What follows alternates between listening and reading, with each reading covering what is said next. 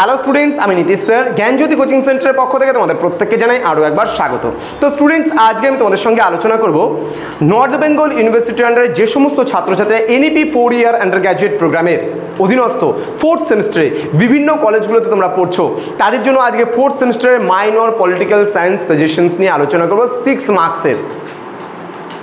একেবারে 100% কমন সাজেশনসগুলো পেতে, পরবর্তী সাজেশনসগুলো পেতে অবশ্যই আমাদের চ্যানেলটিকে সাবস্ক্রাইব করে পাশে থাকা বেল আইকন অল প্রেস করে দাও, যাতে নেক্সট টাইম থেকে কোনো ভিডিও আপলোড করলে তার নোটিফিকেশনগুলো তুমি সবার আগে পেতে পারো। এছাড়া অনলাইনে তোমরা যারা ভাবছো আমাদের থেকে নোটসপত্র নেবে, সাজেশনস নেবে, সময় নষ্ট না করে যোগাযোগ করো আমাদের অফিসিয়াল নাম্বার 7076398606 নাম্বারে অথবা 6295916282 নাম্বারে। তোমাদের টোটাল কোর্স ফি যেটা রয়েছে তোমাদের এই সাধ্যের মধ্যে শুধুমাত্র ওয়ান অ্যান্ড অনলি তোমার হচ্ছে মাইনরের যদি প্যাকেজটা তোমরা নিতে চাও 599, এবং যারা মেজর সহ সমস্ত সাবজেক্ট পড়বে তাদের জন্য কোর্স ফি আমাদের যেটা রয়েছে সেটা কিন্তু 1199 রুপিস। তো দেরি না করে 4th সেমিস্টারের স্টুডেন্টরা যোগাযোগ করো আমাদের সঙ্গে এবং যুক্ত হয়ে যাও আমাদের অনলাইন ক্লাসে। চলো শুরু করছি আজকের ক্লাসটা। ডিটেলসে 6 মার্কসের কোন কোন প্রশ্নগুলো রয়েছে সেগুলো নিয়ে। দেখো, প্রথম প্রশ্ন, ভারতীয় গণপরিষদের লক্ষ্যগুলো সম্পর্কে আলোচনা করো। ভারতীয় গণপরিষদ বা কনস্টিটিউয়েন্ট অ্যাসেম্বলি যে রয়েছে তার অবজেক্টিভসগুলো কী কী রয়েছে। নেক্সট প্রশ্ন, ভারতীয় সংবিধানে স্বীকৃত সাম্যের অধিকারের প্রকৃতি ও সীমাবদ্ধতা আলোচনা করো বা লেখো। দেন প্রশ্ন, ভারতীয় সংবিধানে বর্ণিত 370 নং ধারার উপর একটি বিতর্ক প্রস্তুত করো। নেক্সট, ভারতীয় সংবিধানের সংশোধনী প্রক্রিয়াগুলো সংক্ষেপে আলোচনা করো। দেন ভারতীয় সংবিধানে স্বীকৃত স্বাধীনতার অধিকারের প্রকৃতি ও সীমাবদ্ধতা আলোচনা করো। নেক্সট প্রশ্ন, ভারতীয় সংবিধানে প্রস্তাবনার গুরুত্ব আলোচনা করো। নেক্সট, ভারতীয় সংবিধানের 4th অধ্যায়ে বর্ণিত বিভিন্ন নির্দেশমূলক নীতিগুলি সম্পর্কে আলোচনা করো, অথবা প্রশ্নটা বলতে পারে ভারতীয় সংবিধানে উল্লেখিত নির্দেশমূলক নীতিগুলি সম্পর্কে বিস্তারিত আলোচনা করো। নেক্সট প্রশ্ন, 73তম সংবিধান সংশোধনের মুখ্য বৈশিষ্ট্যগুলি আলোচনা করো। দেন ভারতের সংবিধানের মুখ্য বৈশিষ্ট্যগুলি আলোচনা করো। দেন ভারতীয় অঙ্গরাজ্যের মুখ্যমন্ত্রীর ক্ষমতা ও পদমর্যাদা আলোচনা করো। দেন লোকসভা ও রাজ্যসভার মধ্যে কার্যাবলী সংক্রান্ত সম্পর্ক আলোচনা করো। দেন লোকসভা ও রাজ্যসভার মধ্যে সাংবিধানিক সম্পর্ক আলোচনা করো। দেন ভারতীয় নির্বাচন কমিশনের গঠন ও কার্যাবলী বিশ্লেষণ করো। দেন ভারতীয় রাজনীতিতে জাতিপ্রথার ভূমিকা সম্পর্কে আলোচনা করো। দেন ভারতীয় রাজনীতিতে ধর্মের ভূমিকার সংক্ষিপ্ত বিবরণ দাও। দেন রাষ্ট্র পরিচালনার নির্দেশমূলক নীতিগুলি কী কী। দেন ভারতে কেন্দ্র ও রাজ্য অর্থনৈতিক সম্পর্কটি সংক্ষেপে আলোচনা করো। দেন ভারতবর্ষে হাইকোর্টের এখতিয়ারগুলি কী কী তা সংক্ষেপে আলোচনা করো।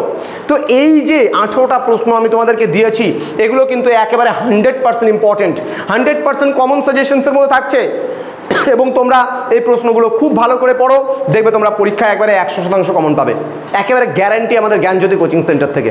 তো স্টুডেন্টস, যারা ভাবছো যে জ্ঞানজ্যোতি কোচিং সেন্টারে যুক্ত হবো কি হবো না, যারা ভাবছো, আমাদের দেখো আগে একটা চ্যানেল ছিল, তোমরা যারা নতুন তারা জানো না, নীলস নিভা বলে আমাদের একটা চ্যানেল ছিল, সেখানে আমাদের north Bengal university under number 1 channel ছিল আমাদের।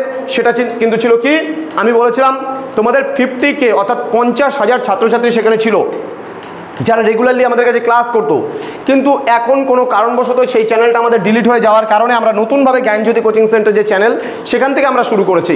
সুতরাং তোমাদের প্রত্যেককে বলছি তোমরা যুক্ত হও, বন্ধুদের সঙ্গে ভিডিওগুলো শেয়ার করো, কারণ আমরা আজকে থেকে নয়, নর্থ বেঙ্গলের যদি জন্ম হয় কোনো ইউটিউব চ্যানেল থেকে সেটা হচ্ছে কলেজের, তাহলে সেটা হলো আমাদের চ্যানেলটাকে গর্ব করে প্রাউড ফিল করে বলতে পারি, তার কারণ আমরা কিন্তু তোমাদের জন্য কাজ সবার আগে শুরু করছি নর্থ বেঙ্গলে, এবং সাফল্যের সাথে বিগত 6 বছর ধরে কাজ করে যাচ্ছে। এবং আমাদের অফলাইন সেন্টার যেটা রয়েছে সেটা দীর্ঘ 18 বছর ধরে আমরা সাফল্যের সঙ্গে কাজ করছি, কিন্তু অনলাইন প্ল্যাটফর্মে আমরা এসছি সবেমাত্র 6 বছর ধরে।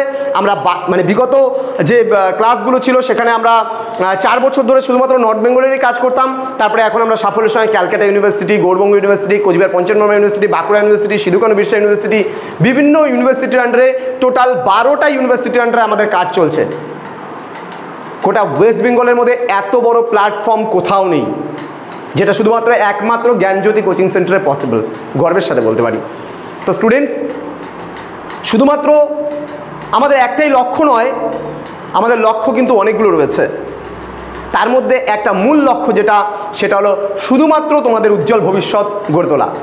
একটা গুড নিউজ, আমাদের এরিয়ায়, নকশালবাড়ি এরিয়ায় নন্দপ্রসাদ গার্লস স্কুলের যে হাইয়েস্ট টপার এবার মাধ্যমিকে, সেটা আমাদের সেন্টার থেকে। আমরা এটা নিয়েও খুব প্রাউড ফিল করছি। তো আমরা সবসময় স্টুডেন্টদের চাই যে তারা ভালো জায়গায় পৌঁছাক, ভালো কিছু করুক, তো সেই কারণে তোমরা প্রথম থেকে যদি আমাদের সঙ্গে যুক্ত হও, আমাদের গাইডেন্সে চলো, তাহলে অবশ্যই তোমার ভালো হবে। দেখা হচ্ছে খুব তাড়াতাড়ি আরও একটা নতুন ক্লাস নিয়ে তোমাদের সঙ্গে। তোমরা প্রত্যেকেই ভালো থেকো, সুস্থ থেকো। Thank you so much, thanks for watching after all, thank you.